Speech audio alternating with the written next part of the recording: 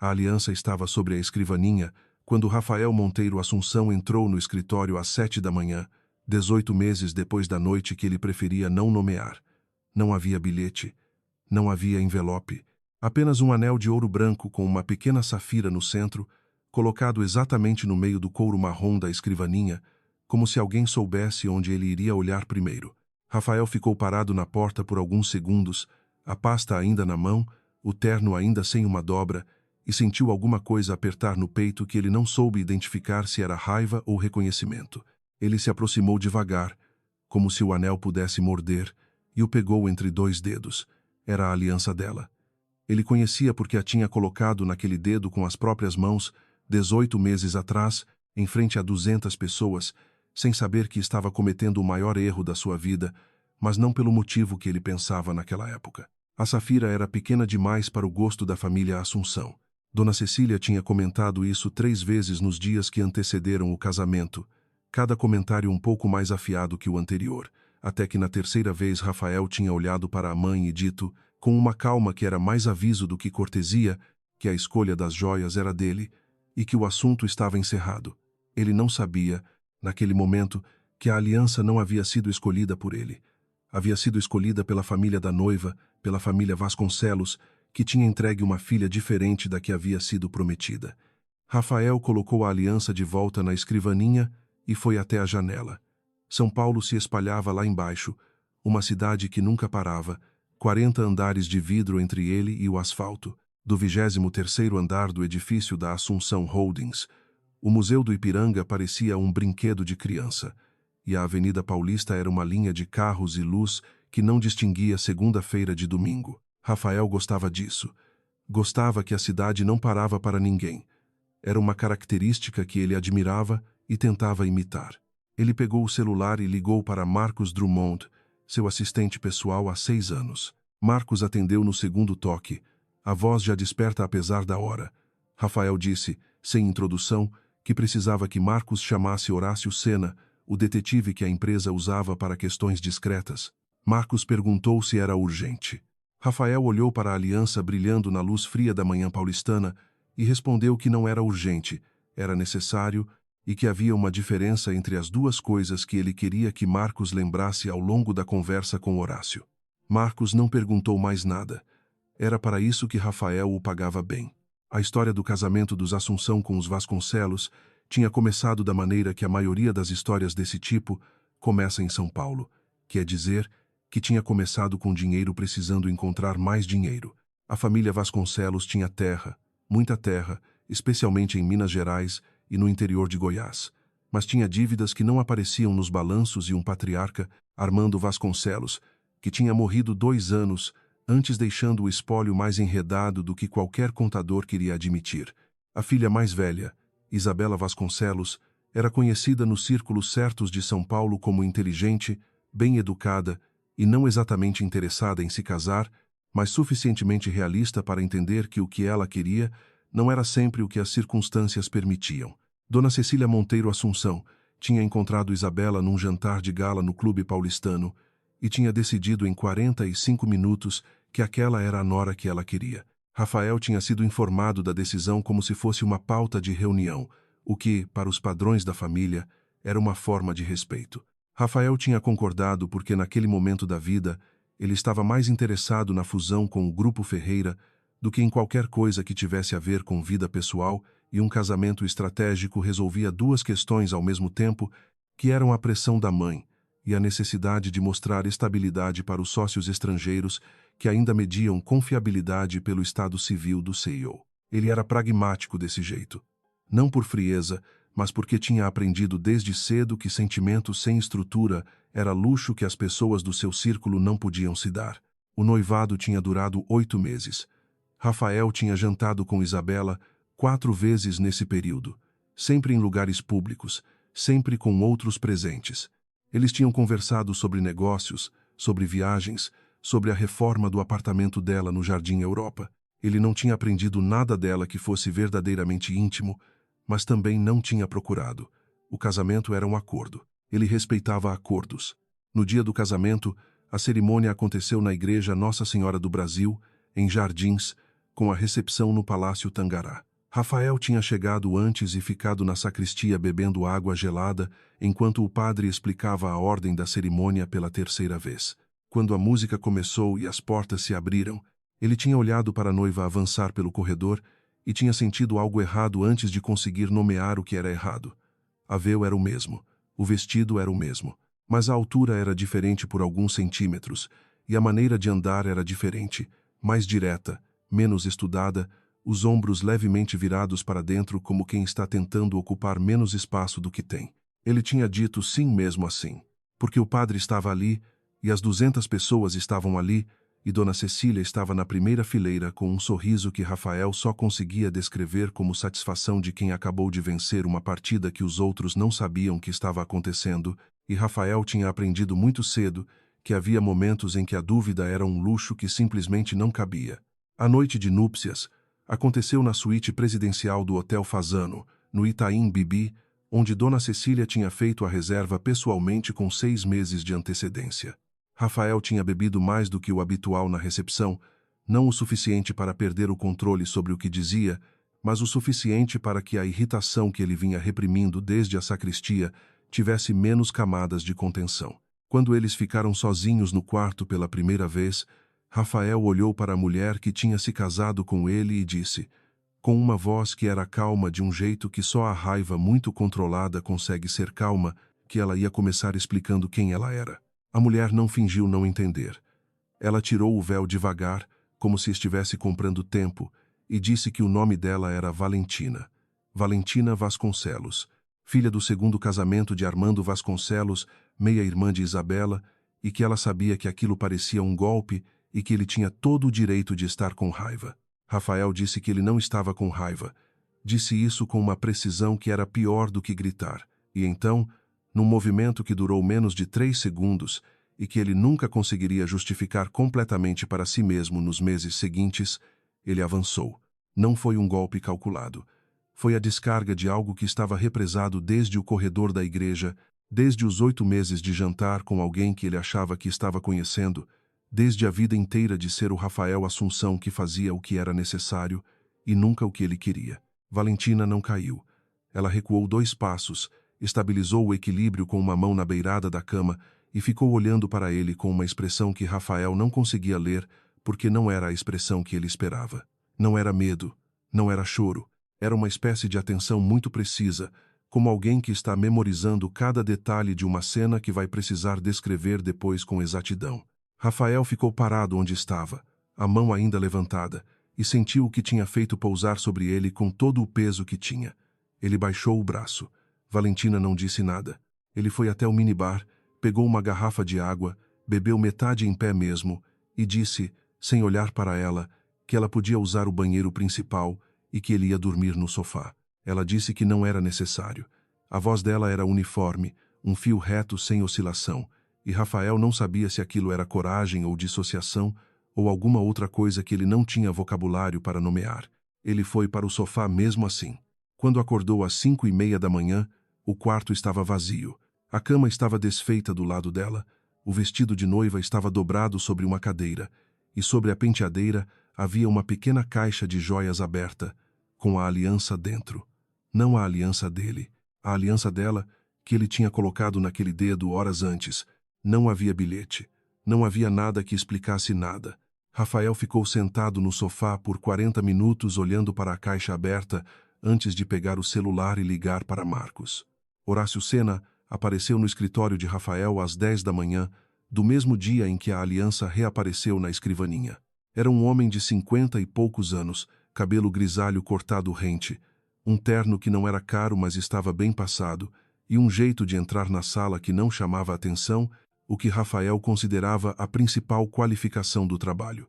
Rafael colocou a aliança no centro da mesa entre os dois e disse que precisava que Horácio encontrasse a mulher que a tinha usado. Explicou o suficiente, que era o casamento, o desaparecimento, 18 meses de silêncio. Não explicou o resto. Horácio pegou a aliança, examinou, devolveu. Perguntou se Rafael tinha alguma indicação de onde ela poderia estar, algum contato de família, algum sinal de vida nos 18 meses. Rafael disse que não havia sinal de vida. Disse isso e então percebeu que estava errado, que havia sim um sinal, que era a própria aliança ali na escrivaninha, colocada ali por alguém que ou estava dentro do edifício ou tinha acesso a alguém de dentro. Disse isso para Horácio. Horácio anotou. Perguntou se Rafael queria saber apenas onde ela estava ou queria saber o que ela estava fazendo. Rafael respondeu que queria saber as duas coisas. E depois ficou quieto por um momento e acrescentou que queria saber especialmente se ela estava se preparando para alguma ação legal contra a família ou contra a empresa. Horácio não demonstrou reação a isso. Disse que ia precisar de 2 semanas, talvez 3. Rafael disse que Horácio tinha 10 dias. Quando Horácio saiu, Rafael ficou olhando para a aliança mais um tempo. Havia uma coisa que ele não tinha dito a Horácio, que era que nos primeiros 3 meses depois do desaparecimento de Valentina, ele tinha contratado outro detetive que tinha encontrado absolutamente nada. Nenhum registro de saída do país, nenhuma movimentação bancária, nenhum familiar que admitisse contato. Era como se Valentina Vasconcelos tivesse se evaporado da cidade com o mesmo silêncio com que tinha olhado para ele naquela noite no quarto do Fasano. E agora a aliança dela estava de volta, sem explicação, sem mensagem, sem ameaça. O que Rafael estava começando a entender era em si mesmo uma espécie de mensagem. A pergunta era qual? Naquele mesmo dia, mais tarde, Dona Cecília apareceu no escritório sem avisar, o que era um hábito dela que Rafael nunca tinha conseguido corrigir completamente, porque ela tinha uma habilidade de apresentar a intrusão como cortesia que ele respeitava até quando achava irritante. Ela entrou, cumprimentou Marcos com um sorriso que não chegava aos olhos e foi diretamente para a cadeira do lado oposto da mesa de Rafael, onde se sentou com a postura de alguém que está em casa. Rafael guardou a aliança na gaveta antes que ela pudesse vê-la. Dona Cecília disse que tinha ouvido que ele tinha chamado Horácio Sena.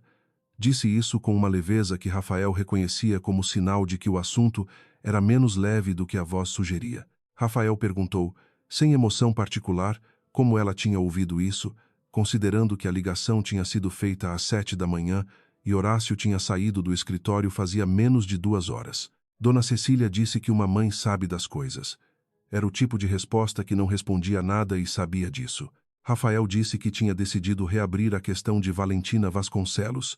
Dona Cecília ficou quieta por um momento, os dedos com os anéis juntos sobre o colo, e então disse, com uma delicadeza que era quase cirúrgica, que ela achava que aquilo não era uma boa ideia, que havia questões de imagem pública, que a fusão com o Grupo Ferreira estava em fase sensível e que mexer numa história que tinha ficado quieta por 18 meses poderia criar ondas desnecessárias num momento em que a empresa precisava de água parada.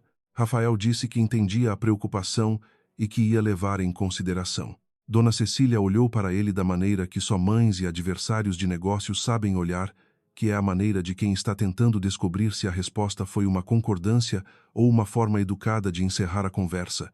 Ela ficou mais alguns minutos, conversou sobre a reforma da casa em Campos do Jordão, tomou o café que Marcos trouxe e foi embora com o mesmo sorriso da entrada. Quando a porta se fechou, Rafael abriu a gaveta e olhou para a aliança por mais um segundo. Depois a fechou de novo, abriu o computador e começou a trabalhar, porque havia uma fusão acontecendo e a fusão não esperava por ninguém. Mas a aliança ficou na gaveta o dia inteiro.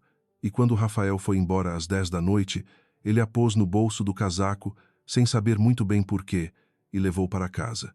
Valentina Vasconcelos tinha morrido em termos práticos na manhã seguinte ao casamento. Quando ela pegou um Uber para a rodoviária Tietê, comprou uma passagem para Campinas com dinheiro em espécie e passou os 3 dias seguintes no apartamento de Carla Drummond, sua única amiga de infância, que não tinha nenhuma ligação com o mundo dos Vasconcelos ou dos Assunção. Carla era fonoaudióloga, morava num apartamento de 2 quartos em Cambuí e tinha ouvido a história toda sem interromper, com uma expressão que foi gradualmente de incredulidade para algo que Valentina só conseguia descrever como raiva fria e resolvida.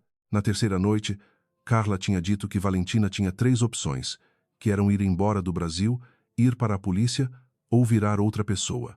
Valentina tinha ficado quieta por um longo tempo olhando para o teto do quarto de hóspedes e então tinha dito que a polícia era descartada porque ela não tinha nada contra Rafael Monteiro Assunção, além de uma noite que seria a palavra dela contra a dele, e Rafael era o CEO de uma holding de 3 bilhões de reais com advogados em tempo integral, e a palavra dela não era equipada para essa batalha. Sair do Brasil era descartada porque o que ela precisava estava no Brasil. O que sobrava era virar outra pessoa. Carla tinha perguntado o que Valentina precisava que estava no Brasil. Valentina tinha ido até a bolsa que tinha levado da suíte do Fasano, a mesma bolsa que trouxera para o casamento sem dizer a ninguém o que estava dentro, e tinha tirado um pendrive preto coberto com um pedaço de fita isolante. Tinha colocado na mesa entre as duas e dito que aquilo era o que o pai dela tinha deixado para ela, não para Isabela, não para a viúva do segundo casamento, especificamente para ela, entregue por um cartorário 3 dias depois do funeral, através de um envelope lacrado com instruções escritas à mão. Carla tinha olhado para o pendrive com a mesma expressão de quem olha para uma granada sem pino e perguntado o que havia nele. Valentina tinha dito que havia documentos, contratos, correspondências, registros de transferência, suficiente para demonstrar que a família Assunção tinha participado ativamente de um esquema de grilagem de terras em Goiás que envolvia documentação falsa, 3 cartórios comprados e o deslocamento de pelo menos 2 comunidades rurais que nunca tinham chegado a receber indenização. Suficiente para destruir a fusão com o Grupo Ferreira. Suficiente para interesse do Ministério Público. Carla tinha ficado quieta por tanto tempo que Valentina tinha começado a pensar que a amiga ia pedir que ela fosse embora. Mas Carla tinha pego o celular e ligado para uma conhecida da faculdade que tinha se tornado advogada trabalhista e dito que precisava de uma recomendação de alguém que entendesse de direito imobiliário e não tivesse medo de caso grande. Lena Carvalho existia há 15 meses. Tinha um apartamento alugado em Perdizes, um contrato de aluguel em nome de Carla que pagava e repassava, um celular pago que nunca tinha sido registrado com o CPF original e uma carteira de identidade que era genuína porque Valentina tinha descoberto, com a ajuda de um contador que entendia de lacunas legais, que era possível regularizar um segundo nome de uso civil com documentação de nascimento que incluía o segundo prenome, que era de fato Lena, Maria Valentina Lena Vasconcelos, conforme constava na certidão que ninguém nunca tinha usado porque era longa demais. Lena Carvalho trabalhava num escritório pequeno de 4 pessoas na Rua Capote Valente, Pinheiros, que atendia principalmente microempresários e pessoas físicas em disputas de menor porte. O dono do escritório era Adriano Ferrante, 63 anos, antigo procurador estadual, que tinha se aposentado cedo por questões de saúde e que agora preferia casos que fossem simples, o que significava que ele gostava de Lena, porque ela cuidava dos casos que não eram simples, sem trazer o problema para a mesa dele. Adriano não sabia o nome verdadeiro dela, mas ele era suficientemente experiente para saber que havia um nome verdadeiro por baixo do que ela usava e suficientemente sábio para entender que perguntar era uma descortesia que ele não estava disposto a cometer com alguém que trabalhava bem e pagava as contas no prazo. A cliente que Lena estava representando se chamava Rosana Teixeira, 61 anos, agricultora de Catalão, Goiás, que tinha perdido 22 alqueires de terra de herança para um processo de regularização fundiária que ela não tinha sido notificada a contestar. A documentação do processo tinha o nome de uma construtora chamada Terra Verde Empreendimentos como beneficiária final. A Terra Verde, conforme 6 horas de levantamento de CNPJ no Sistema de Registro de Empresas, era controlada por uma holding chamada Faria Participações, que por sua vez tinha como sócia minoritária uma pessoa jurídica chamada Cecília Monteiro Assunção Participações Ltda. Lena tinha achado isso há 3 semanas. Tinha ficado olhando para a tela do computador por um tempo que ela não conseguia medir depois, porque era a primeira vez em 18 meses que o caminho que ela estava construindo tinha cruzado com algo que era, de maneira inegável, o outro lado da história. Ela não tinha dito nada a Adriano. Tinha continuado o caso de Rosana como se fosse um caso qualquer de regularização fundiária mal feita, que tecnicamente era, e tinha começado a preparar uma petição inicial que ia pedir a nulidade do processo de transferência e a reintegração de posse da área. O que Rosana não sabia, e o que Lena ainda estava decidindo como usar, era que a petição, quando protocolada, ia puxar um fio que podia desmantelar muito mais do que uma área de 22 alqueires em Catalão.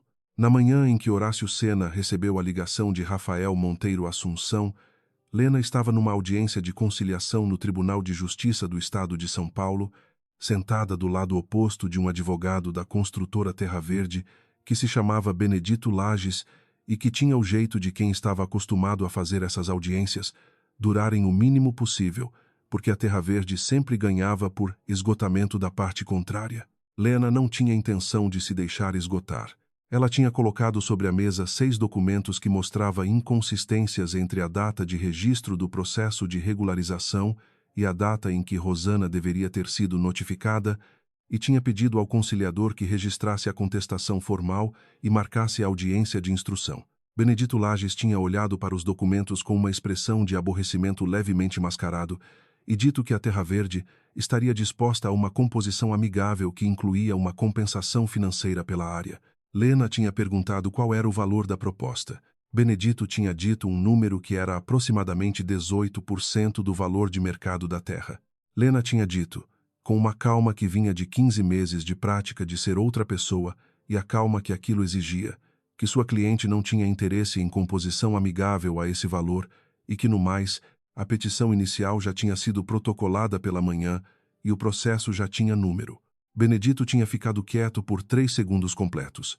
Então tinha fechado a pasta, cumprimentado o conciliador e saído da sala sem olhar para Lena. Lena tinha guardado os documentos na bolsa, agradecido ao conciliador, e ido tomar um café no boteco da esquina antes de voltar para o escritório. Estava no segundo gole quando o celular que ela usava para o trabalho vibrou com uma mensagem de Adriano, dizendo que um homem tinha ligado para o escritório, perguntando se havia uma advogada chamada Lena Carvalho na equipe. Ela tinha digitado de volta perguntando o nome do homem. Adriano tinha respondido que o homem não tinha dado nome. Lena tinha ficado olhando para a mensagem, o café esfriando na xícara, e tinha calculado as probabilidades. Era possível que fosse Benedito Lages verificando onde ela trabalhava. Era possível que fosse um cliente que tinha pego o nome por indicação. Era possível que fosse outra coisa. Ela tinha respondido a Adriano que se o homem ligasse de novo, ele podia passar o número do escritório como contato direto. E então tinha acabado o café, que estava frio, e voltado para o trabalho. Rafael ficou 10 dias sem notícias de Horácio. No 11º dia, Horácio apareceu no escritório com uma pasta fina e uma expressão que Rafael tinha aprendido a reconhecer como a expressão de alguém que encontrou o que foi buscar, mas não tem certeza de que o cliente vai gostar. Horácio colocou a pasta sobre a mesa e disse que havia encontrado Valentina Vasconcelos. Disse que ela estava em São Paulo, que tinha usado um nome diferente e que estava trabalhando como advogada num escritório pequeno em Pinheiros. Rafael abriu a pasta. Havia algumas fotos. Não eram fotos invasivas. Eram imagens de câmera de segurança de rua, mas eram suficientes para que ele reconhecesse a maneira de andar, os ombros levemente virados para dentro, como quem está tentando ocupar menos espaço do que tem. Ela estava usando o cabelo diferente, mais curto, e os óculos eram novos, mas era ela. Rafael ficou olhando para as fotos por um tempo sem falar nada. Horácio disse que o escritório onde ela trabalhava estava representando uma cliente numa ação contra a construtora Terra Verde Empreendimentos. Rafael disse o nome da construtora de volta, devagar, como se estivesse testando o sabor. Horácio disse que sim, a Terra Verde, e acrescentou, com a neutralidade profissional que o tornava bom no que fazia, que a Terra Verde constava nos registros como parcialmente controlada por estruturas societárias associadas à família Assunção. Rafael fechou a pasta. Ficou olhando para ela fechada por alguns segundos. Então perguntou, com uma precisão que era a versão verbal de um bisturi, se Valentina sabia que ele a estava procurando. Horácio disse que não havia como confirmar, mas que o escritório dela tinha recebido uma ligação de verificação que ele tinha feito pessoalmente como parte do levantamento e que ela podia ter sido informada. Rafael disse que entendia. Perguntou o endereço do escritório. Horácio deu o endereço. Rafael disse que estava dispensado por enquanto e que ia entrar em contato se precisasse de mais alguma coisa. Quando Horácio saiu, Rafael ficou parado na janela olhando para a Paulista por um tempo que ele não mediu. A fusão com o Grupo Ferreira estava marcada para assinatura em 23 dias. A Terra Verde era uma estrutura que ele conhecia de nome, mas não de detalhe, uma das dezenas de participações societárias que a família tinha acumulado ao longo de décadas e que ele nunca tinha tido razão de examinar de perto. O que aquilo significava dependia de quanta coisa Valentina Vasconcelos tinha em mãos, E Rafael não sabia a resposta para essa pergunta. O que ele sabia era que ela estava em São Paulo há 18 meses, a 30 minutos de carro do escritório dele, usando outro nome, representando uma cliente numa ação que apontava para a estrutura da família, e que ela tinha colocado a aliança na escrivaninha dele sem bilhete, sem ameaça, sem explicação. Aquilo não era uma fuga, era uma abertura. A questão era se era uma abertura para negociação ou para a guerra, e Rafael precisava descobrir qual das duas antes de dar qualquer passo. Naquela mesma tarde, Dona Cecília ligou para Rafael. Ela não usava mensagem de texto para assuntos que importavam. Ela ligava, e quando ligava, esperava que a conversa fosse concluída naquela ligação, não adiada para depois. Ela disse que tinha recebido um telefonema do advogado da Terra Verde, um homem chamado Benedito Lages, informando que havia uma ação protocolada em São Paulo que questionava a transferência de uma área em Catalão e que a peticionária era representada por uma advogada de um escritório pequeno em Pinheiros. Rafael disse que estava ciente. Dona Cecília ficou quieta por um segundo que pesava mais do que a maioria dos silêncios. Então disse, com uma voz que tinha descido 2 registros desde o começo da conversa, que queria saber se Rafael tinha encontrado Valentina. Rafael disse que tinha informações preliminares e que ainda estava avaliando. Dona Cecília disse que queria mais do que avaliação. Disse que o caso da Terra Verde precisava ser resolvido antes da fusão com o Grupo Ferreira, e que resolvido significava encerrado, não prolongado, e que se havia uma advogada de Pinheiros que estava criando complicação, havia maneiras de tornar aquela complicação mais cara do que ela valia para a cliente. Rafael disse, com uma cortesia que era exata demais para ser afeto, que ia cuidar do assunto da maneira que ele julgasse adequada e que apreciava a preocupação. Dona Cecília disse que não era preocupação, era instrução. Rafael disse que havia uma distinção entre as duas coisas no que dizia respeito à maneira como ele administrava a empresa, e que ele ia continuar operando dentro dessa distinção. Houve um silêncio. Depois Dona Cecília disse boa noite e desligou. Rafael ficou segurando o celular desligado por um momento, e então foi até a janela mais uma vez, porque a janela era o lugar onde ele pensava, e havia bastante coisa para pensar. A petição de Rosana Teixeira contra a construtora Terra Verde tinha gerado número de processo numa quinta-feira de manhã, e na segunda-feira seguinte, Lena chegou ao escritório às 8h30 e encontrou Adriano na sala de espera, o que era incomum porque Adriano normalmente chegava às 10. Adriano disse, sem preâmbulo, que na sexta tinha aparecido um homem no escritório perguntando por ela pessoalmente. Não tinha ligado, tinha aparecido. Tinha dito que era um contato profissional e que precisava de alguns minutos de conversa. Adriano tinha dito que ela não estava no momento e pedido que o homem deixasse contato. O homem tinha deixado um cartão. Adriano entregou o cartão para Lena. Estava escrito apenas um nome e um número. O nome era Horácio Sena. Lena ficou olhando para o cartão por tempo suficiente para que Adriano percebesse que havia alguma coisa além de um contato profissional normal acontecendo, e disse obrigada e foi para a sala dela.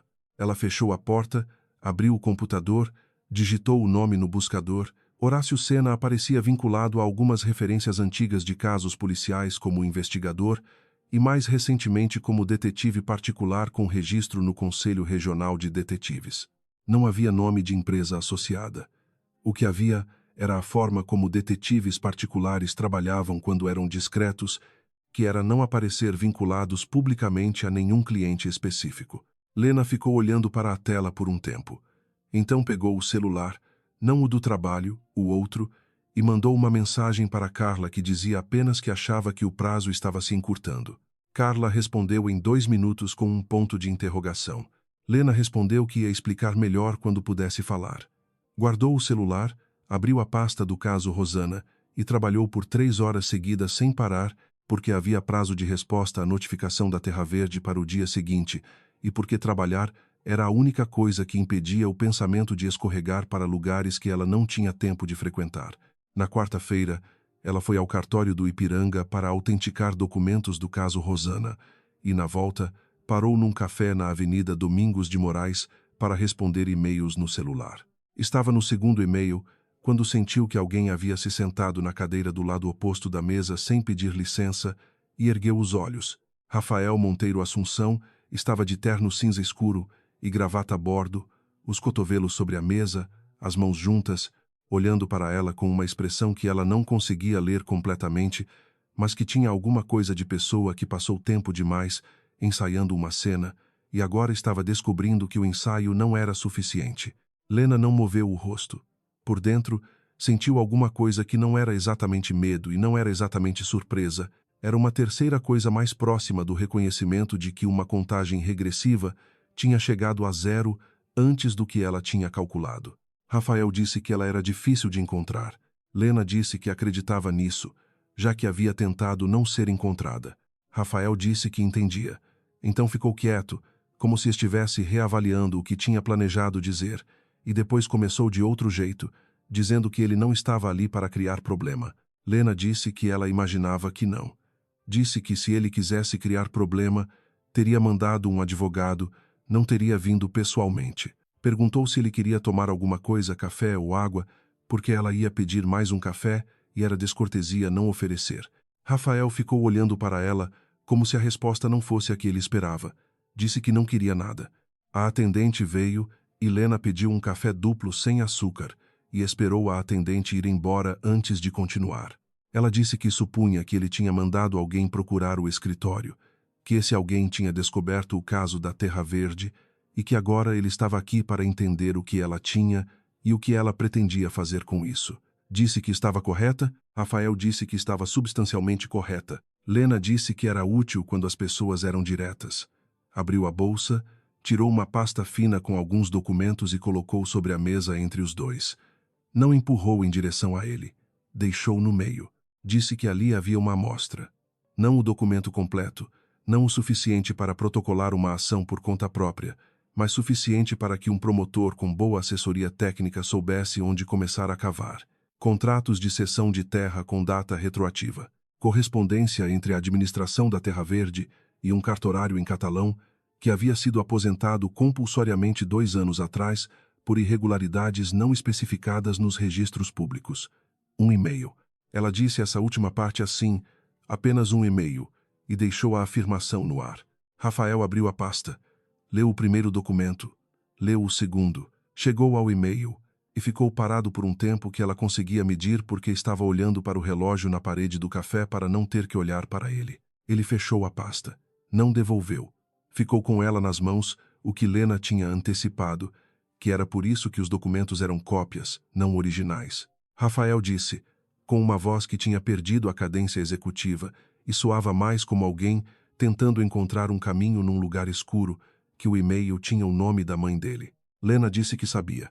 Ele perguntou há quanto tempo ela tinha esse material. Ela disse que tinha o suficiente desde o começo, mas que levou tempo para entender o que tinha. Rafael ficou olhando para ela. Era a primeira vez desde que ele tinha se sentado que ela sentia que ele estava olhando para ela de verdade, não para a versão de situação que ele tinha construído na cabeça, mas para ela. Disse, devagar, que ela não tinha sumido por causa do que ele tinha feito naquela noite. Não era uma pergunta, mas tinha a entonação de quem está tentando reorganizar uma estrutura inteira de entendimento sobre uma sequência de eventos.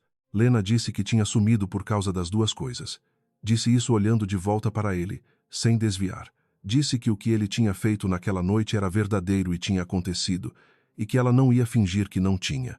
Mas disse que havia uma segunda coisa que havia acontecido naquela mesma semana, que era uma visita que ela tinha recebido de um homem que ela não conhecia, 2 dias depois do casamento ser anunciado, que tinha dito que representava interesses que preferiam não ser identificados e que tinha sugerido, com uma gentileza que era indistinguível de ameaça, que seria mais seguro para ela não ir em frente com o casamento e, se fosse, não permanecer casada por mais tempo do que necessário. Rafael ficou completamente quieto.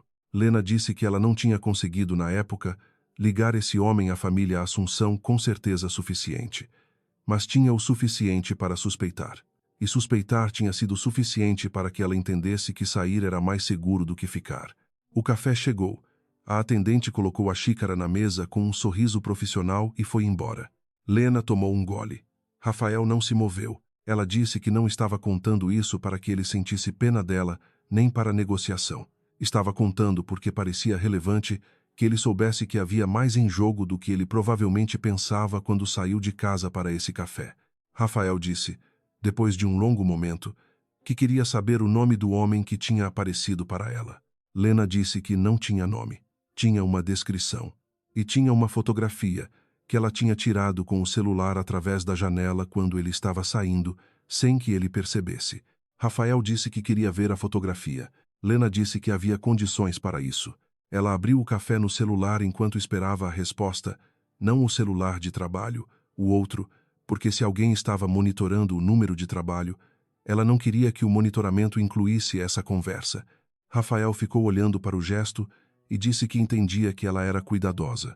Lena disse que 15 meses de prática ajudavam. Ele perguntou quais eram as condições. Ela disse que as condições eram duas. A primeira era que o caso de Rosana Teixeira fosse encerrado com a reintegração de posse integral da área e nenhuma pressão sobre a cliente, o escritório ou qualquer pessoa associada ao processo. A segunda era um papel assinado que documentava o fim legal do casamento de maneira limpa, sem contestação, sem menção à herança do pai dela, que ela sabia que os advogados da família estavam preparando para contestar, e sem qualquer ação de família subsequente. Rafael disse que ela tinha pensado nisso por um tempo. Lena disse que tinha tido 15 meses. Ele ficou olhando para ela, e então disse que havia uma terceira parte nessa equação que ela parecia estar deixando de lado, que era o que fazer com o material completo que ela tinha, além dos documentos que estavam ali na pasta. Lena disse que o material completo era uma questão separada que dependia do que acontecesse com as duas condições. Rafael disse que isso era uma negociação. Lena disse que era isso mesmo. Ele disse que ia precisar de tempo para consultar a estrutura societária antes de comprometer qualquer resposta sobre a Terra Verde. Lena disse que entendia e que dava a ele 5 dias úteis, depois dos quais ia protocolizar uma petição mais abrangente que ia ampliar o escopo do caso Rosana, de maneira que ia ser muito mais difícil e muito mais cara de lidar. Rafael pegou a pasta com os documentos, ficou de pé e então parou. Disse, sem olhar para ela, que precisava da fotografia antes de ir embora. Lena disse que a fotografia era depois das condições, não antes. Ele ficou parado por um segundo, então disse que tudo bem, e foi embora, atravessando o café com aquele jeito de andar que ela tinha memorizado na noite do fazano, direito e contido, como se o espaço fosse menor do que deveria ser para a quantidade de coisa que ele carregava.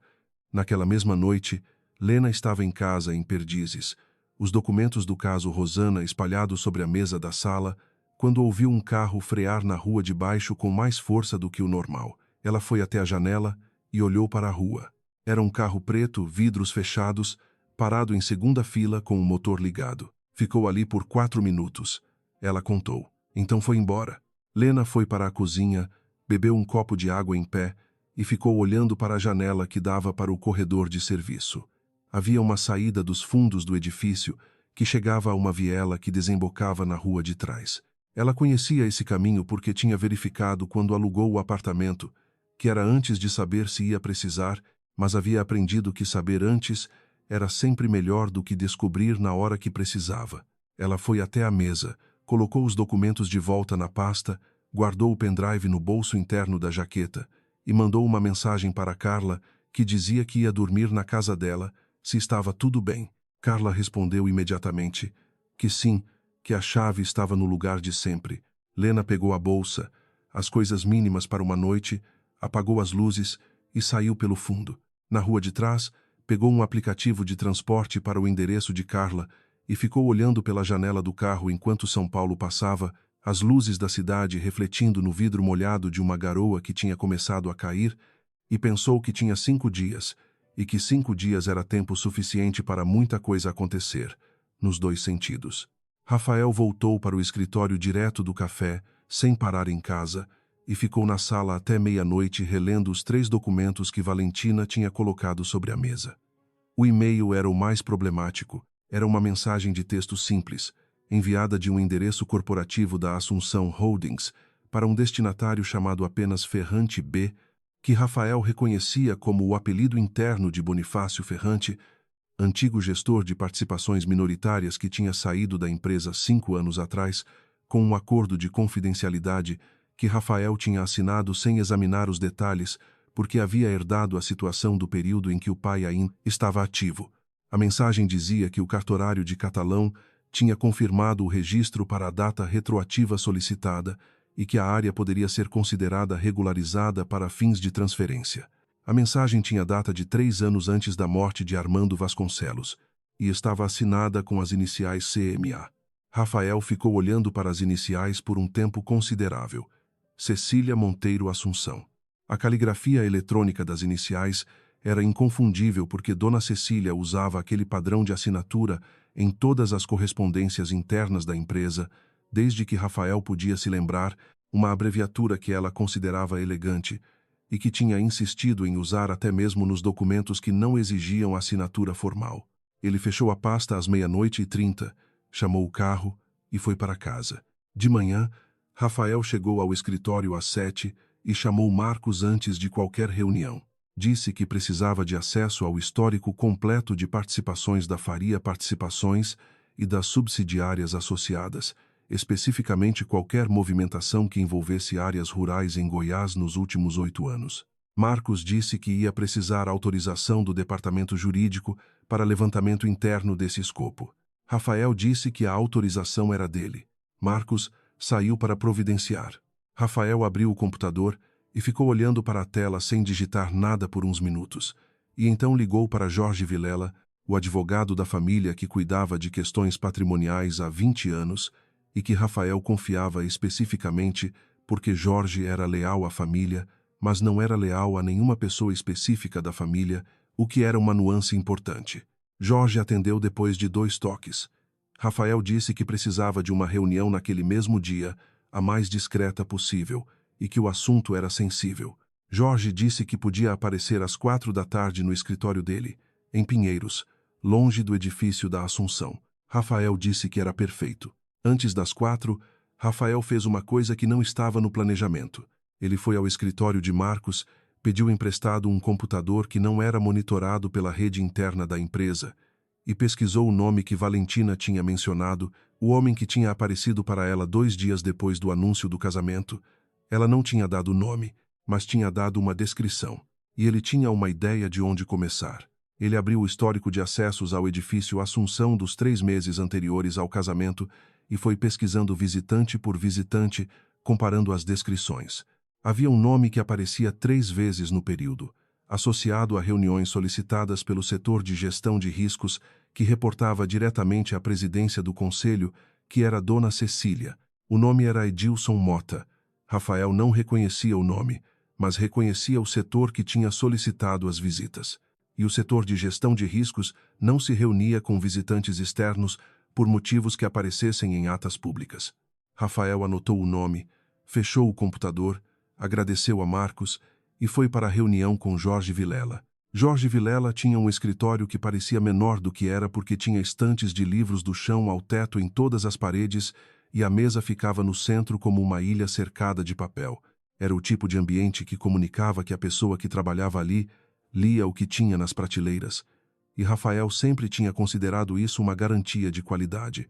Rafael colocou a pasta com os 3 documentos sobre a mesa e contou para Jorge a versão necessária, que era o suficiente para que Jorge pudesse avaliar a exposição jurídica sem precisar dos detalhes que ainda não eram de domínio de mais ninguém. Jorge leu os 3 documentos sem falar nada. Depois pediu que Rafael repetisse a parte sobre o e-mail e as iniciais.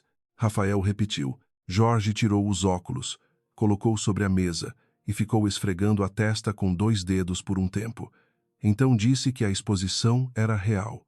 Disse que o e-mail, se autêntico, estabelecia a participação direta de um membro da família na instrução de um cartorário para retroagir data de registro, o que era fraude documental com consequências penais, independente de quem mais estivesse envolvido.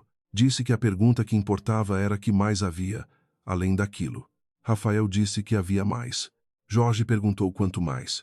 Rafael disse que não sabia ainda com precisão, mas que havia indicação de pelo menos 3 áreas adicionais e correspondência que potencialmente envolvia mais de um cartório. Jorge ficou quieto por um longo tempo. Então disse que Rafael precisava entender que havia 2 caminhos e que os 2 tinham consequências sérias. O primeiro caminho era a contenção, tentar negociar o silêncio do material com contrapartidas, encerrar o caso Teixeira e esperar que não houvesse mais material do que o já identificado. O segundo caminho era a colaboração com o Ministério Público de maneira proativa, o que potencialmente reduzia a exposição pessoal de Rafael, mas garantia a exposição pública de membros da família. Rafael perguntou qual era a exposição pessoal dele. Jorge disse que, na sua avaliação, a exposição de Rafael era indireta, porque o material datava do período em que o pai era o controlador ativo e Rafael assumira a presidência só 4 anos antes. Mas indireta não era inexistente.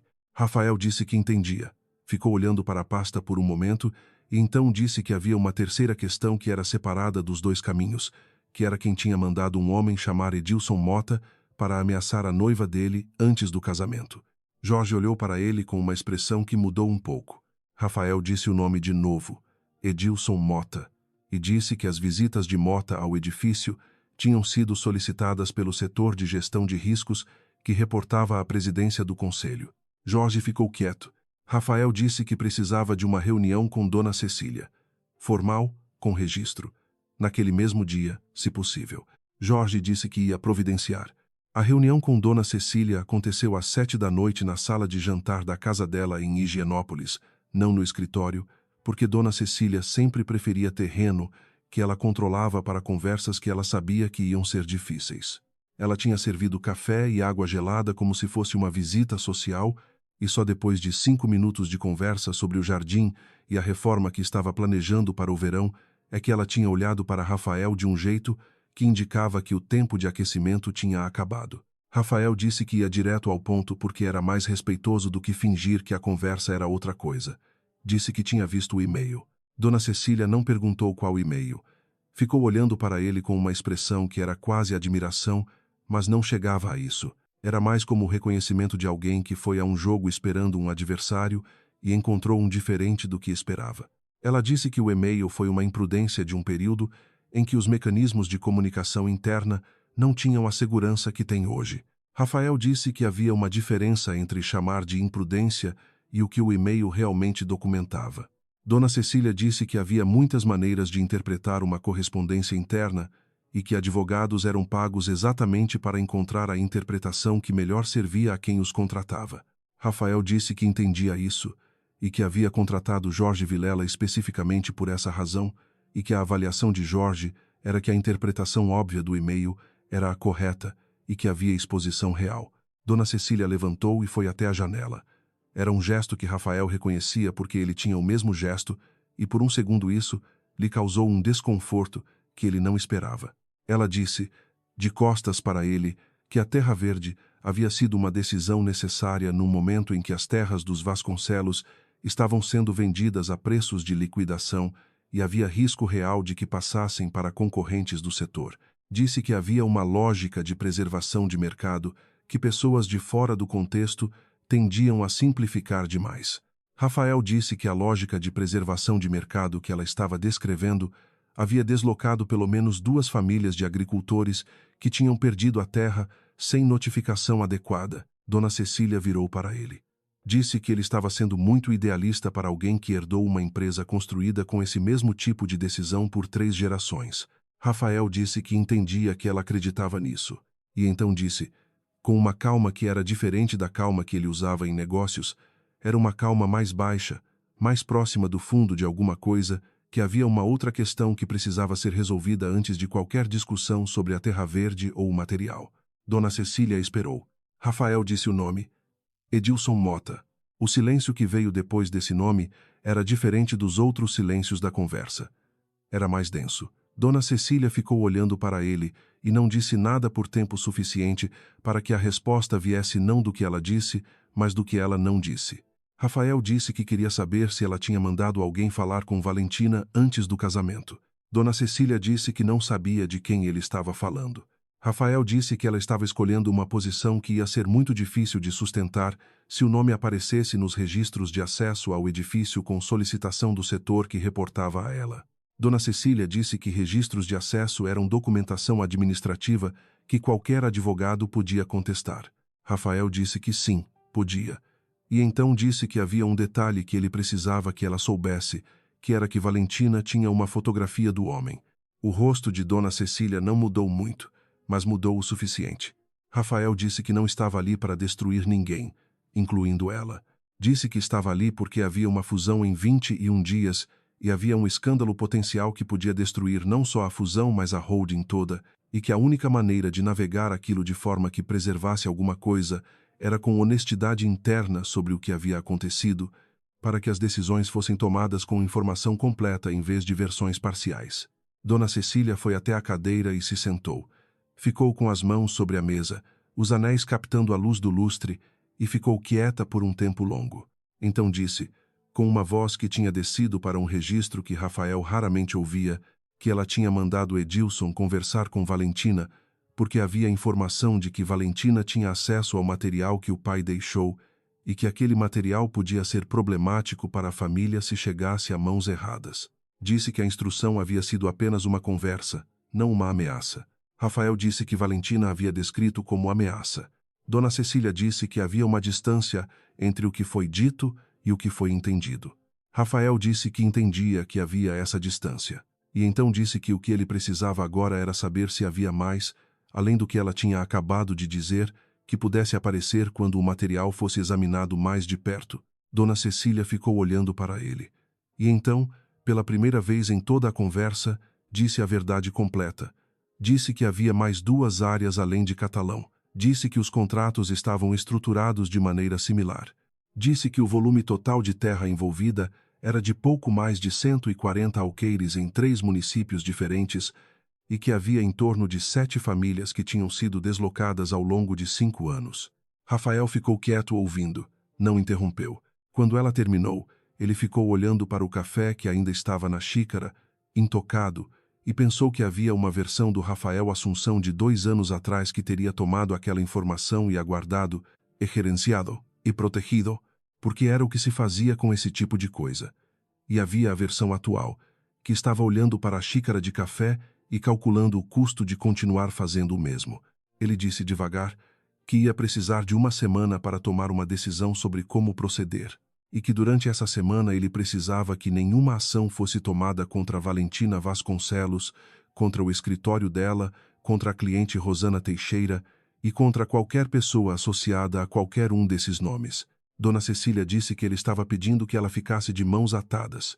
Rafael disse que estava pedindo que ela esperasse, que era diferente. Ela disse que ia esperar. Disse isso com uma voz que era concessão, mas era concessão condicional, e Rafael sabia que 1 semana era o máximo que aquele equilíbrio ia aguentar. Ele foi embora pouco depois das 8, agradeceu o café que não tinha bebido e desceu as escadas da mansão de Higienópolis com a certeza de que o que tinha descoberto naquela sala era mais do que tinha entrado esperando encontrar e que o que ia fazer com aquilo nas próximas 7 noites ia determinar que tipo de pessoa ele escolhia ser. A fusão com o Grupo Ferreira estava em 21 dias. O prazo que Valentina tinha dado era 5 dias úteis. Havia pelo menos 7 famílias deslocadas em 3 municípios cujos nomes ele nem sabia ainda. E havia uma fotografia num celular que ele não tinha visto. Rafael passou os 2 dias seguintes fazendo uma coisa que ele nunca tinha feito no tempo em que estava à frente da Assunção Holdings, que era procurar os nomes das famílias deslocadas. Não era difícil, só precisava de tempo e de alguém que soubesse onde procurar. Ele pediu para Jorge Vilela que fizesse o levantamento com discrição, sem mencionar para quem era nem porquê, e Jorge trouxe os resultados na manhã de sexta-feira. 7 famílias, conforme Dona Cecília tinha dito.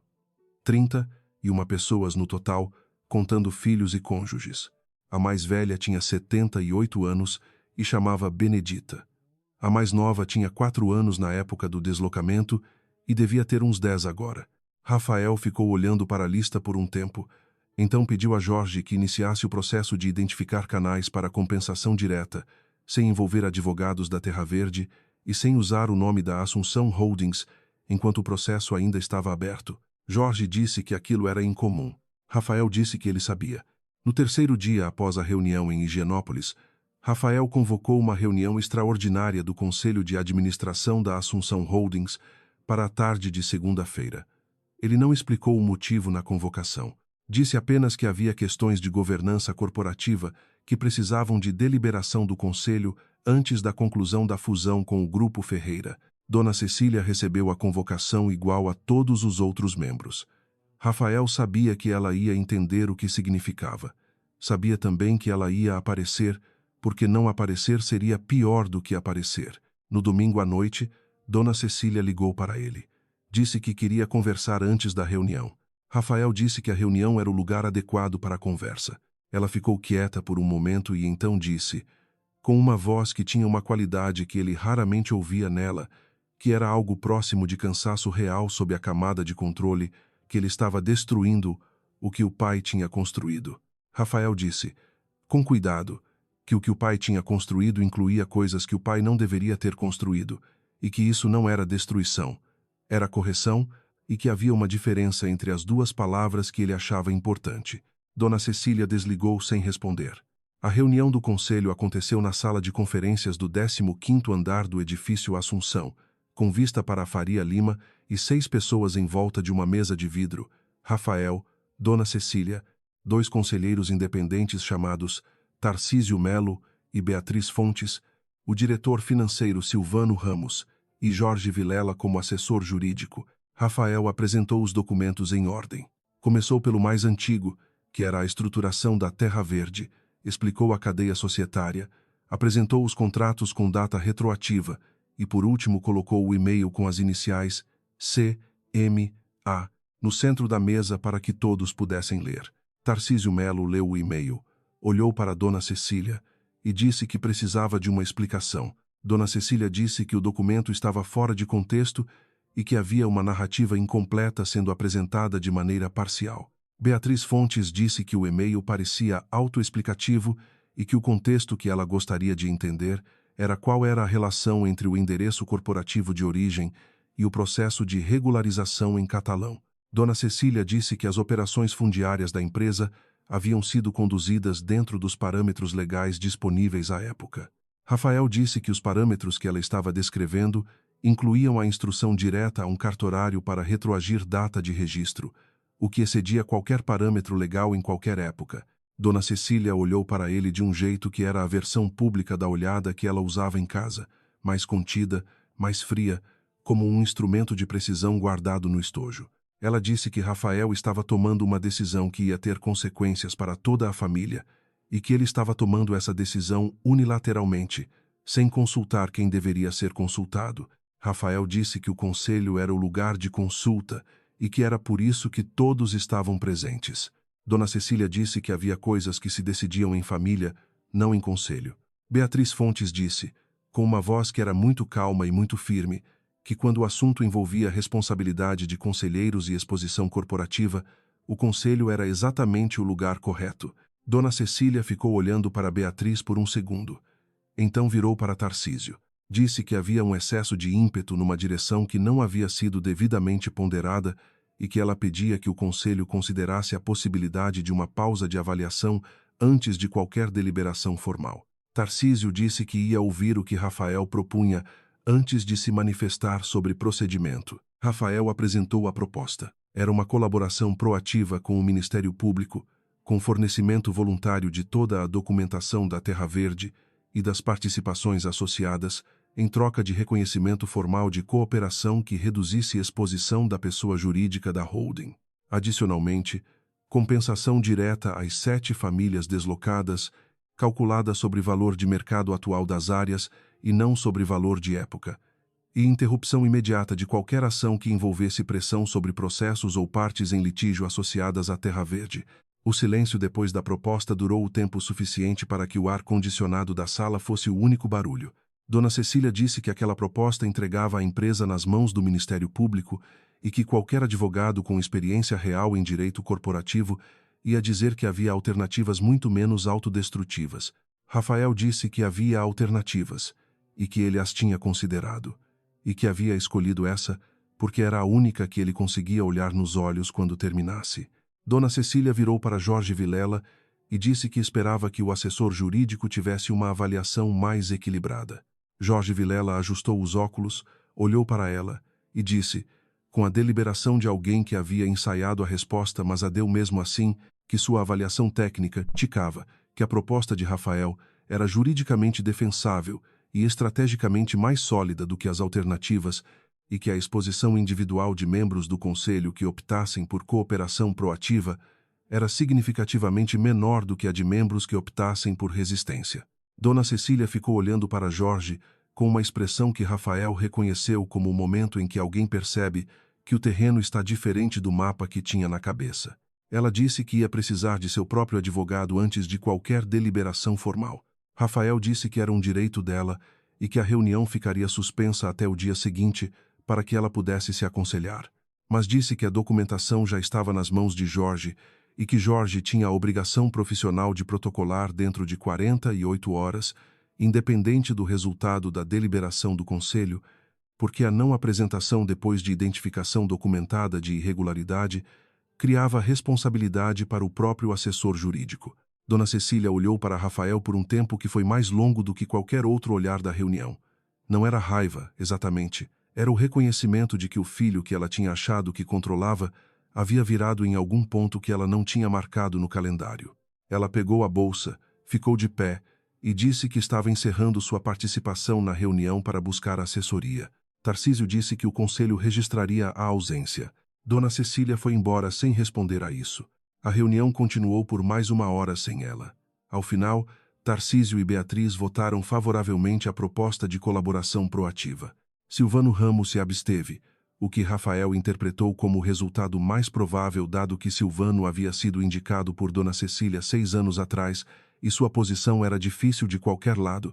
Jorge disse que ia entrar em contato com o Ministério Público na manhã seguinte. Às 6 da tarde, quando a sala estava esvaziando, o celular de Rafael recebeu uma mensagem do setor jurídico da Assunção Holdings informando que o Ministério Público Federal, em ação paralela iniciada a partir de delação de um investigador independente que Rafael não reconhecia pelo nome, havia solicitado medida cautelar de bloqueio de ativos da Terra Verde Empreendimentos e das participações associadas, efetiva imediatamente. Rafael ficou olhando para a mensagem. O bloqueio incluía contas operacionais que eram usadas para o pagamento da primeira tranche da fusão com o Grupo Ferreira, marcada para daqui a 18 dias. Silvano Ramos, que ainda estava saindo da sala, viu a expressão de Rafael e perguntou o que havia acontecido. Rafael disse que precisava ligar para o Grupo Ferreira. A ligação para Paulo Ferreira Filho, o herdeiro do Grupo Ferreira com quem Rafael havia negociado a fusão por 19 meses, durou 45 minutos e não terminou bem. Paulo disse que havia ouvido rumores de instabilidade jurídica na Assunção Holdings e que precisava de garantias formais de que a fusão não estava exposta a contingências não declaradas. Rafael disse que havia uma situação em desenvolvimento que ele estava gerenciando de forma proativa e que ia fornecer um relatório completo dentro de 48 horas.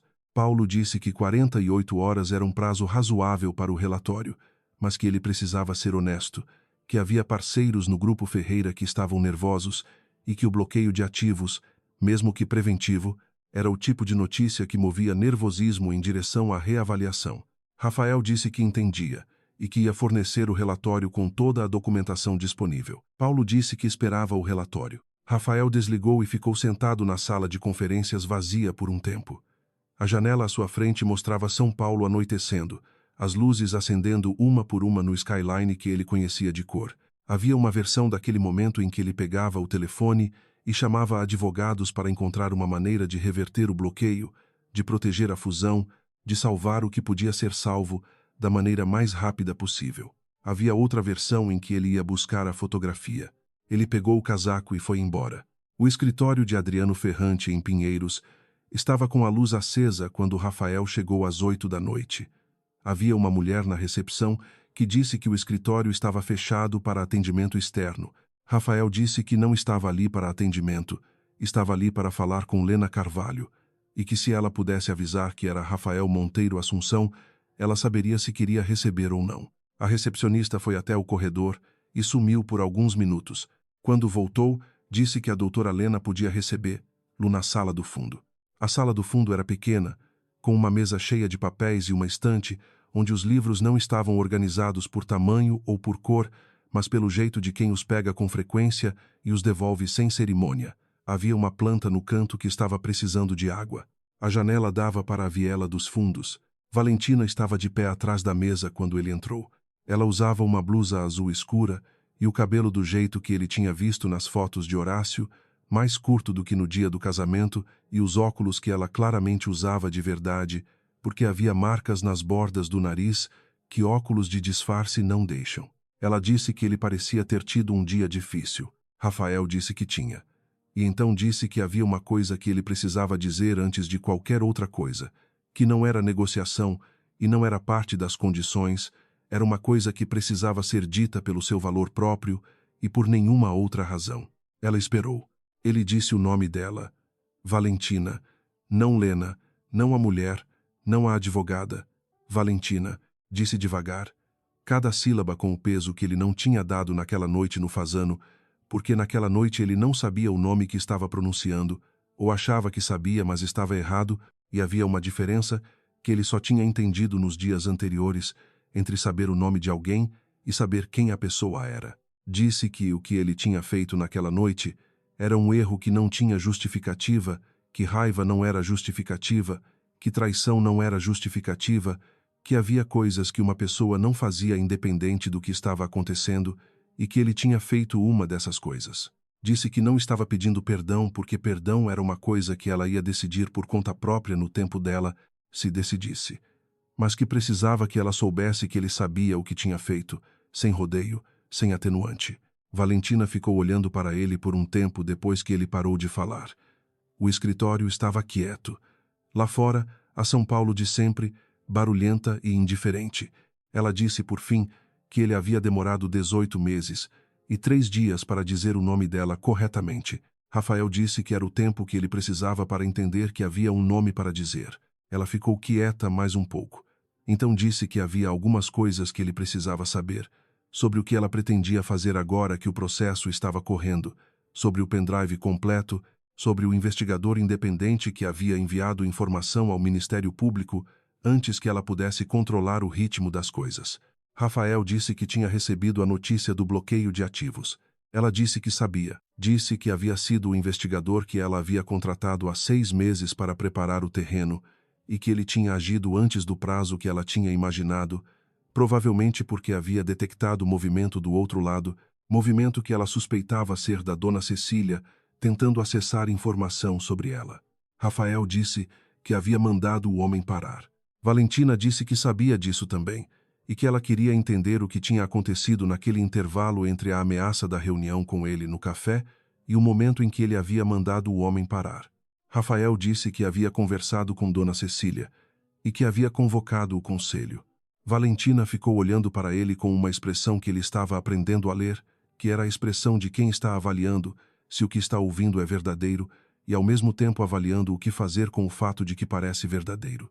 Ela disse que o bloqueio de ativos ia complicar a fusão com o Grupo Ferreira. Rafael disse que sim. Ela disse que havia uma possibilidade de que o Grupo Ferreira desistisse. Ele disse que havia essa possibilidade. Ela perguntou, diretamente, se ele havia ido ao conselho sabendo que aquilo podia acontecer. Rafael disse que havia calculado o risco e ido mesmo assim. Valentina ficou quieta por um tempo considerável. Então foi até a mesa, abriu a gaveta, tirou o celular menor, o pré-pago, e encontrou a fotografia. Girou o celular na direção dele. A fotografia era granulada, tirada através de vidro com luz ruim, mas era suficiente para ver o rosto de um homem de ombros largos e cabelo ralo, saindo pelo portão de um prédio residencial. Rafael olhou para a foto por um tempo e então disse o nome em voz baixa, confirmando o que já sabia, que era Edilson Mota. Valentina disse que ele conhecia o homem. Rafael disse que tinha encontrado o registro de visitas. Disse que havia confirmação suficiente de onde as visitas vinham. Ela disse que entendia.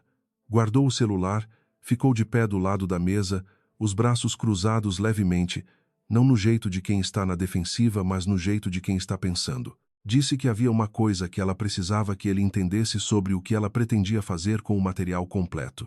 Ele disse que estava ouvindo. Ela disse que não tinha intenção de usar o material para destruição. Tinha intenção de usá-lo para que as famílias recebessem o que era delas, que o processo fosse conduzido de forma que houvesse responsabilização real e não só administrativa e que o caso de Rosana Teixeira fosse encerrado com reintegração integral. Disse que se essas coisas acontecessem, o material ia para as mãos do Ministério Público de qualquer jeito, porque era o lugar certo para ele, mas que havia uma diferença entre entregar de forma ordenada e colaborativa e entregar como bomba. Rafael disse que a forma colaborativa era o que ele tinha proposto ao conselho. Ela disse que sabia. Disse que o investigador tinha reportado a reunião do conselho para ela antes de agir. Rafael disse que havia uma cadeia de informação que ele precisava entender completamente antes de continuar. Ela disse que entendia e que estava disposta a explicar, mas que havia uma questão prática que precisava ser resolvida antes. O prazo de 5 dias úteis que ela tinha dado a ele havia terminado naquela manhã. Rafael disse que havia cumprido as condições. Perguntou isso de verdade, não retoricamente. Valentina ficou quieta por um momento. Então disse que a condição do caso Rosana estava em andamento e que ela considerava que havia boa-fé demonstrada, e que a segunda condição, o papel assinado, era uma questão que ela queria que fosse tratada, de maneira que ambos pudessem olhar depois, sem sentir que havia sido feita sob pressão de um lado só. Rafael disse que concordava. Ela disse que havia uma advogada de família que ela havia consultado nos últimos meses e que podia tratar da documentação de maneira independente. Ele disse que aceitava, e disse que havia uma coisa adicional que ele queria propor, que não era condição de nada, que era uma conversa sobre o que acontecia depois do papel assinado. Valentina olhou para ele. Havia uma pergunta na expressão dela que era legítima, que era se ele estava sendo honesto ou estratégico. Ele disse, porque sentia que havia chegado ao ponto em que ser claro era mais importante do que ser cauteloso, que nos 18 meses que ela havia passado sendo outra pessoa em São Paulo, ele havia passado 18 meses com a aliança dela no bolso do casaco, sem entender por quê, e que ele acabou de entender por quê naquela conversa no café, quando ela tinha pedido um café duplo sem açúcar com uma calma que era de alguém que havia decidido muito antes da reunião o que ia dizer e estava dando a ele a oportunidade de ser a pessoa que merecia ouvir, e que ele não sabia se havia, do outro lado dela, qualquer resíduo de alguma coisa que não fosse raiva justificada, mas que queria saber se ela estivesse disposta a que ele soubesse. O silêncio que veio depois foi diferente dos outros silêncios da noite. Era um silêncio que tinha textura, como aquela hora antes da chuva em São Paulo, quando o ar muda e a cidade inteira parece estar esperando. Valentina disse que havia um resíduo. Disse isso sem desviar os olhos. Disse que não sabia o que fazer com o resíduo porque ele estava misturado com muita coisa que não era simples e que ela precisava de tempo para entender o que era o quê. Rafael disse que tempo era uma coisa que ele tinha aprendido a respeitar nos últimos 18 meses. Ela disse que achava que sim. Nos 3 dias seguintes, o Grupo Ferreira formalizou uma carta de revisão das condições da fusão, solicitando extensão de prazo de 90 dias e reavaliação de estrutura depois da conclusão do processo junto ao Ministério Público. Não era desistência, era reposicionamento, que era o jeito que Paulo Ferreira Filho usava para dizer que estava esperando para ver. Rafael respondeu à carta aceitando a extensão e oferecendo acesso completo a toda a documentação que o Ministério Público estava recebendo, como demonstração de que não havia nada sendo gerenciado por baixo dos panos. Era uma decisão que Silvano Ramos considerou precipitada e que Beatriz Fontes considerou a única decisão possível para quem queria continuar negociando de pé. Dona Cecília contratou um advogado criminal de primeiro escalão chamado Fábio Nogueira, que era conhecido por negociar acordos de não persecução em casos de colarinho branco. A escolha de Fábio Nogueira dizia alguma coisa sobre o que Dona Cecília sabia que estava vindo, que era que o material era suficientemente sólido para que a negociação fosse mais inteligente do que a resistência. Rafael não soube disso por ela. Soube por Jorge, que tinha contatos em comum com o escritório de Nogueira e que tinha dado a informação como dado técnico relevante para o planejamento jurídico da holding. A advogada de família que Valentina havia consultado se chamava Sônia Ferraz, e ela tinha um escritório no Bela Vista que funcionava num sobrado antigo de azulejo português no muro. Rafael foi até lá numa tarde de terça-feira, 2 semanas depois da reunião no escritório de Pinheiros, e ficou esperando na salinha de entrada com revistas que eram de 2 meses atrás, até que Sônia Ferraz abriu a porta e disse que podia entrar. Valentina já estava na sala.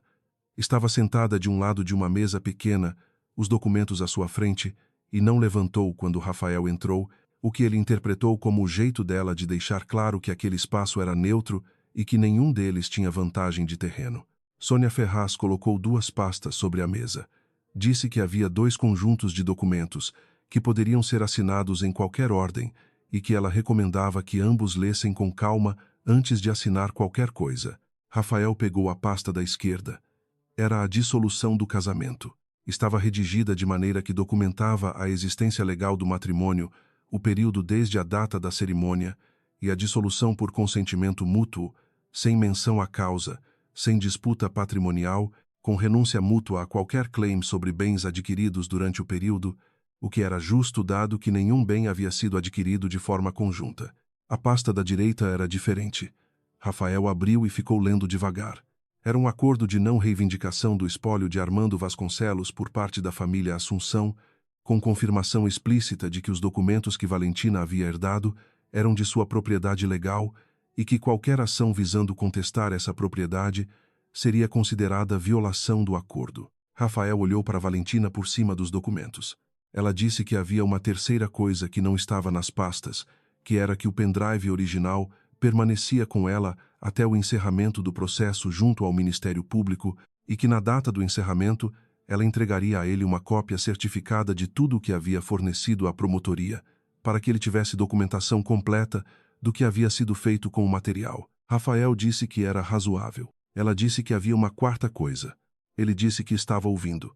Ela disse que a compensação às 7 famílias precisava ser paga antes da conclusão da fusão com o Grupo Ferreira, e não depois. Disse que não porque ela não confiasse na intenção, mas porque havia uma diferença entre intenção e obrigação, e ela preferia que fosse obrigação. Rafael disse que concordava e que ia pedir a Jorge que estruturasse os pagamentos dentro do mês. Sônia Ferraz estava fazendo anotações sem levantar os olhos. Valentina ficou olhando para Rafael por um tempo depois que os pontos foram cobertos. Então disse, com uma voz que havia descido um pouco do registro profissional, que havia uma pergunta que ela tinha que não era parte de nenhum dos documentos. Ele disse que podia perguntar. Ela disse que queria saber se ele havia ido ao conselho antes ou depois de decidir vir ao escritório dela naquela noite. Rafael ficou quieto por um momento. Então disse que havia ido ao conselho primeiro. Ela disse que era o que ela tinha pensado, mas que queria confirmar. Ele disse que havia uma razão para ela perguntar isso. Ela disse que havia. Disse que a ordem importava para ela, porque se ele havia ido ao conselho depois de saber que a fusão podia cair, era um cálculo, e se havia ido ao conselho antes, era outra coisa. Rafael disse que entendia a distinção. Ela disse que sim, que achava que ele entendia. Sônia Ferraz colocou uma caneta sobre cada pasta e ficou olhando para os dois com a expressão discreta de alguém que passou a vida inteira em salas onde as coisas importantes ficavam entre as palavras e não dentro delas. Rafael pegou a caneta da pasta da esquerda. Valentina fez o mesmo. Eles assinaram a dissolução do casamento, primeiro ela, depois ele, e Sônia autenticou. Depois ficou a pasta da direita sobre a mesa entre os dois. Valentina disse, sem pegar a caneta, que havia uma última coisa que ela queria dizer antes de assinar aquilo. Rafael esperou. Ela disse que o que aconteceu na noite do fazano não ia desaparecer com um papel assinado e que ela não estava pedindo que desaparecesse, porque as coisas que acontecem de verdade não desaparecem, elas ficam e a gente decide o que faz com o que fica. Disse que o que ela estava fazendo era decidir o que fazia com o que ficou, e que assinar aquele papel fazia parte da decisão, mas que a decisão toda era maior do que o papel. Rafael disse que entendia isso. Disse que também estava decidindo o que fazia com o que ficou, e que o que ficou incluía a imagem dela saindo do café com o segundo café que ela nem tinha bebido porque foi embora antes de terminar, e a expressão dela no escritório quando ele tinha dito o nome dela de verdade pela primeira vez, e a pergunta sobre a ordem, que era uma pergunta que só alguém que estava prestando atenção no que importava faria. Valentina ficou olhando para ele por um tempo. Então pegou a caneta e assinou. Fora do sobrado do Bela Vista, a tarde estava terminando com aquela luz dourada que São Paulo às vezes produz no fim do inverno, quando o céu fica cor de caramelo e a cidade inteira para por alguns segundos antes de voltar ao barulho. Valentina tinha parado na calçada para guardar os documentos na bolsa e Rafael tinha parado do lado dela sem saber muito bem o que fazer com os próximos 5 minutos. Ele disse que havia um lugar ali perto que servia um café que era melhor do que o do café onde eles tinham se encontrado da última vez. Ela disse que ele tinha certeza de que era melhor. Ele disse que não tinha certeza, mas que havia uma maneira de verificar. Ela ficou olhando para a rua por um segundo, então fechou a bolsa, jogou no ombro e disse que ia depender de quão perto era ali perto, porque ela tinha um depoimento para preparar para o dia seguinte e não podia ficar até tarde. Rafael disse que era na esquina. Ela disse que tudo bem, mas que ia pedir o café dela e que queria ver ele tomar o dele antes de opinar sobre qual era melhor. Eles foram andando pela calçada de paralelepípedo do Bela Vista, a bolsa dela batendo levemente no quadril dela a cada passo, a luz caramelo desaparecendo devagar nos prédios e São Paulo continuando do jeito que São Paulo sempre continua, que é com uma indiferença que às vezes parece hostil e às vezes parece exatamente o tipo de liberdade que certas histórias precisam para recomeçar sem plateia.